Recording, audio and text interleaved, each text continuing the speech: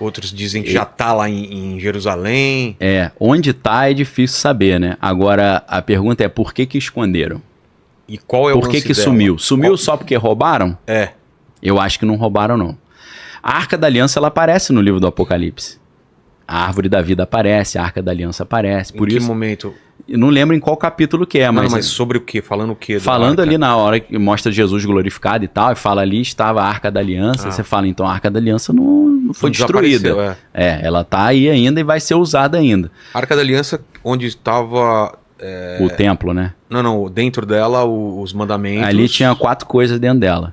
Tinha as tábuas da lei, que Moisés recebeu, que era um negócio meio alienígena também. Que Deus pegou e escreveu o negócio e entregou pra ele. Você fala, pô, Deus escreveu uma parada. É incrível você imaginar isso. Deus pegar e escrever na pedra. Não foi Moisés que ficou talhando, não.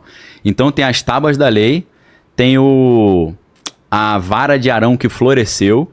Isso é interessantíssimo, né? Porque Deus escolheu Arão para ser o líder espiritual. Da família de Arão saíram todos os sacerdotes, né? Os Kohanim em hebraico. E aí os outros caras falaram... Mas por que você que é o sacerdote, não sou eu?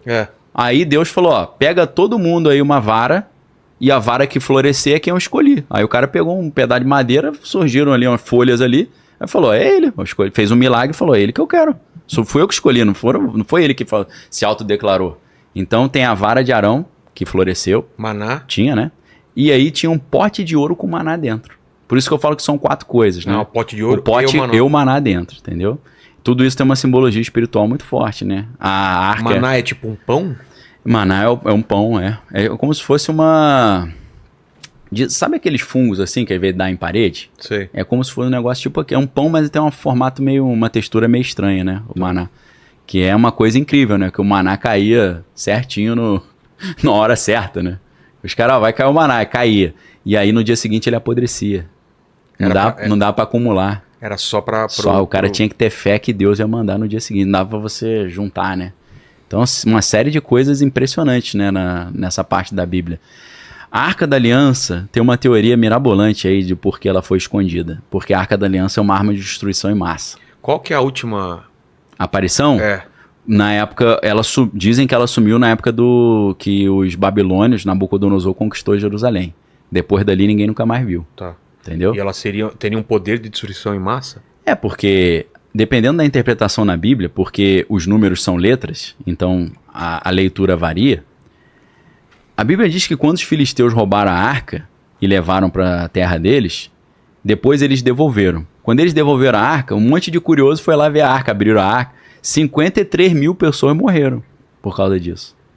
Então a arca, ela tinha um negócio ali que podia ser potencializado como uma arma. Você vê que o cara que tentou segurar a arca quando ela caiu morreu, quando encostou na arca.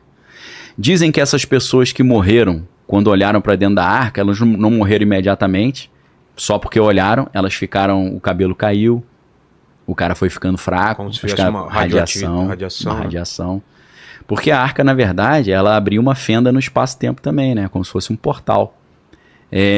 Isso é um assunto polêmico, assim, que tem divergência, mas a arca é chamada de assento da misericórdia, a tampa da arca. E eu falo, poxa, do jeito que os caras colocam a arca, com 2 anjos em cima, não tem como você sentar naquilo, né? Porque onde são 2 querubins? Os 2 querubins com a asa assim, encostando. Coloca a imagem, por favor, da arca, para o pessoal entender. Aí eu penso, como é que a tampa da arca é chamada de assento da misericórdia? Dizem que a arca, alguns... eu sei que isso é polêmico, eu não vou dizer que isso é a verdade, é uma opinião que eu estou levantando para a galera pensar. A arca, na verdade, era um trono. E os querubins ficavam como se fosse o encosto da arca.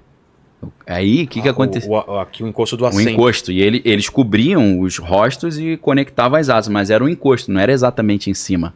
Por quê? Quando o sumo sacerdote fazia o ritual do Yom Kippur, do Dia do Perdão, Deus aparecia sentado em cima da arca. Como se fosse se manifestando no trono. A gente não sabe se ele aparecia sentado ou não, mas a presença de Deus se manifestava ali, né? Depois do véu e tal. Então a arca era um equipamento que conseguia conectar a nossa dimensão com a dimensão divina. Você vê o poder que esse negócio tem, né? Então... Falando em filme, o Caçador da Arca Perdida, quando eles abrem a arca... Exato, Indiana Jones, os Caçadores da Arca Perdida. Esse aí é sensacional, né? É clássico, né? Lá em Essa- casa... essa- ali essa- pra essa- tu sentar ali não tem como, Então, né? aí seria segundo a descrição na Bíblia, os caras fizeram de como seria isso? Não, alguns caras acham que ela seria uma estrutura que daria pra sentar em cima. Como Será se fosse que um acha trono. essa Alguém fez essa Acho que imagem, ninguém será? fez, não. Isso aí é um Não? negócio muito marginal, assim, pouca gente... Ah, tá. É bem... porque ali, olhando assim, não tem como, né? Se sentar ali, porque os querubins estão no meio, né? Mas é um pensamento interessante de você imaginar. Agora, por que Hitler queria a arca? E ele queria? Pô, demais, pô. Isso é Aí é documentado. documentado? O livro chama As Relíquias Sagradas de Hitler. O autor é Richard Kirkpatrick. Ele tava nessa neura de ir atrás? Tava. Primeira coisa que ele fez quando ele invadiu... Cálice também ou não? Também, tudo. Pô, é por isso a Indiana Jones... É? É isso que eu fico impressionado. Eu era moleque assistindo Indiana Jones, achava que era tudo viagem. Mas não, também. tem tudo base, pô. Caramba, os caras pegaram uma coisa da história Real. e viajaram. E tinha um Indiana Jones real. Tem uns dois aí. Tem um que é um alemão e tem um que é um americano. Que o cara tinha um bonezinho e ele corria atrás das relíquias. artefatos. Tem o Indiana Jones meio da vida real também. Então... Que é o Rodrigo Silva. É verdade. Só tem que arrumar um bonezinho, né? Bonezinho, chicote. Eu me amarro Rodrigo Silva. Um abração pra ele. A gente já fez live juntos e tal. Eu gosto demais. Nossas conversas sobre hebraico, então, meu irmão, não tem fim, né? Que eu falo uma parada, ele fala outra e vai indo. Então... Hitler tava... Hitler, nesse livro, o que fala? O Hitler, ele tinha uma obsessão por essas relíquias, porque ele acreditava que se ele tivesse de posse dessas relíquias, ele seria invencível.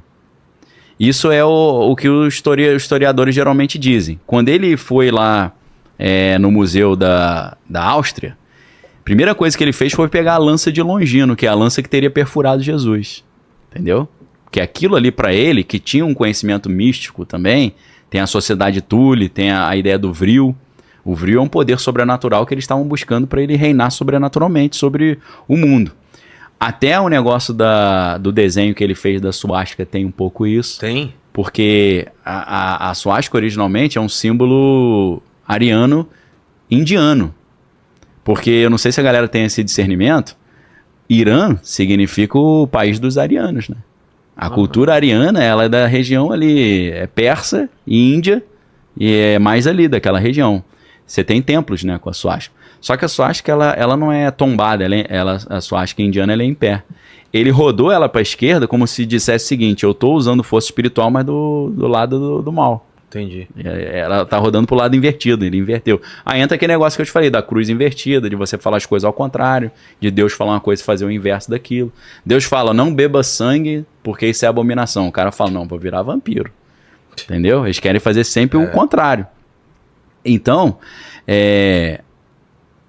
o historiador vai dizer que Hitler, ele tinha uma crença mística, que se ele tivesse esses objetos, ele seria invencível, e aí o terceiro Reich ia durar um milênio, tá?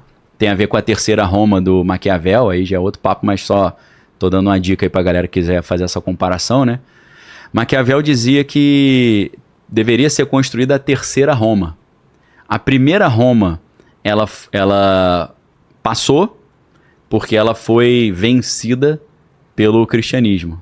O cristianismo, ele venceu Roma. A segunda Roma é o Sacro Império Romano Germânico, quando o Império Romano fez uma aliança com a igreja. A terceira Roma, o Maquiavel dizia que seria a Roma com a força original da primeira Roma e sem a fragilidade que fez ela ser derrotada pelo cristianismo. Seria ela imune à influência cristã, seria a terceira Roma. Hitler pega essa ideia e cria a ideia do terceiro Reich, né? O terceiro Reich que é como se fosse a terceira Roma.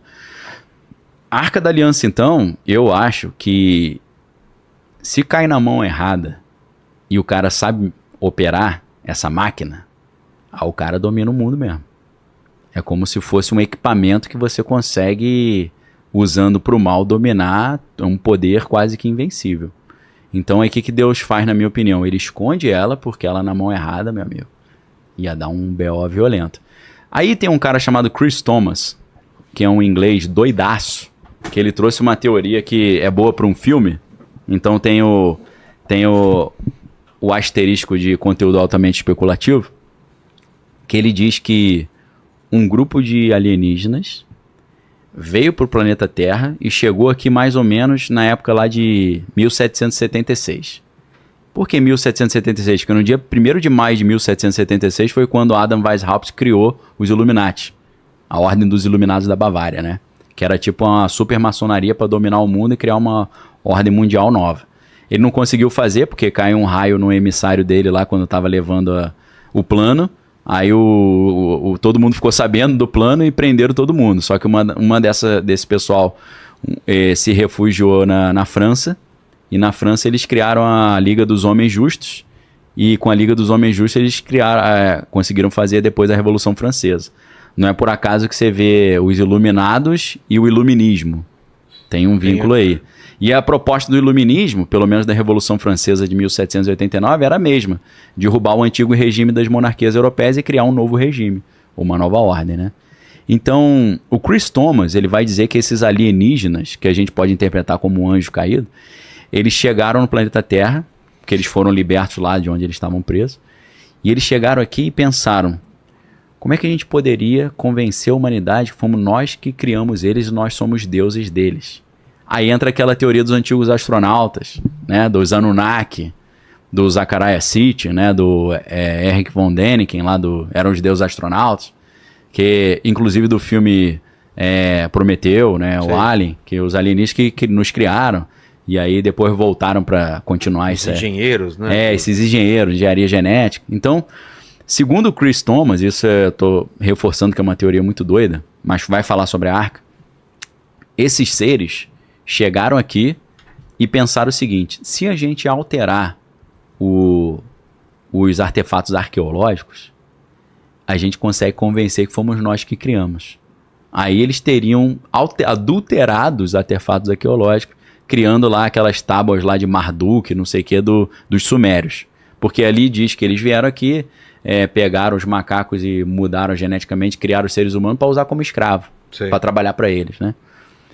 Só que eles perceberam que eles mudaram os artefatos arqueológicos, mas eles não poderiam mudar os chamados registros acásticos. Você já ouviu falar nisso? Não. Registro acástico seria tudo que aconteceu tá registrado no mundo espiritual, num banco de dados, como se fosse numa cloud, uma nuvem, né?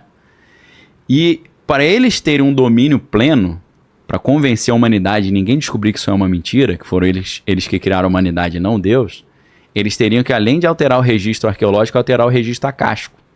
Mas a única coisa que permite alterar o registro acástico é a Arca da Aliança. Nossa, que doideira. Entendeu? Aí Deus sumiu com a arca para os caras não conseguirem alterar o registro acástico. É muita maluquice, mas eu tô jogando a ideia de que a arca,